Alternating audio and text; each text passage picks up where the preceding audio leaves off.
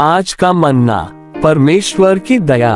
Bible के पद इफिसियों 2:4। परंतु परमेश्वर ने जो दया का धनी है अपने उस बड़े प्रेम के कारण जिससे उसने हमसे प्रेम किया।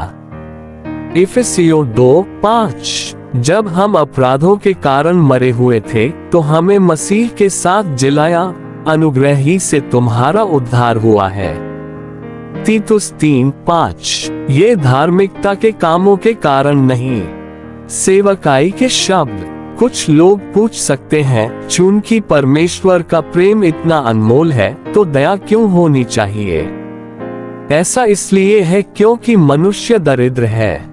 हमारे पास परमेश्वर के पास जाकर उनका प्रेम मांगने का साहस नहीं है। हम मांस के हैं और परमेश्वर को अच्छी तरह से नहीं जानते।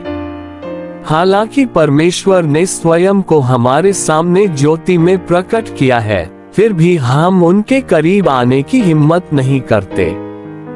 हमें लगता है कि हमारे लिए परमेश्वर के पास जाकर प्रेम मांगना असंभव है। साथ ही हमारे पास उनके पास जाकर अनुग्रह मांगना, उन्हें ये बताते हुए कि हमें ऐसे ऐसे आशीष की आवश्यकता है, के लिए पर्याप्त विश्वास नहीं है। हमारे पास परमेश्वर के प्रेम को मांगने का कोई तरीका नहीं है और हमारे पास परमेश्वर का अनुग्रह मांगने के लिए पर्याप्त विश्वास नहीं है। लेकिन प्रभु का धन्यवाद, हमारे पास न केवल प्रेम और अनुग्रह है, हमारे पास दया भी है। इस दया में प्रेम प्रकट होता है। चूंकि परमेश्वर दयालु है, अगर आप सुसमाचार सुनते हैं और फिर भी विश्वास करने में असमर्थ हैं, तो आप रो सकते हैं, दाऊद के पुत्र, मुझ पर दया करो। आप अन्य चीजों के बारे में पूछने से डर सकते हैं, लेकिन आपको यह एक चीज मांगने से डरने की जरूरत नहीं है। मैं परमेश्वर से यह नहीं कह सकता कि वे मुझ पर कृपा करें।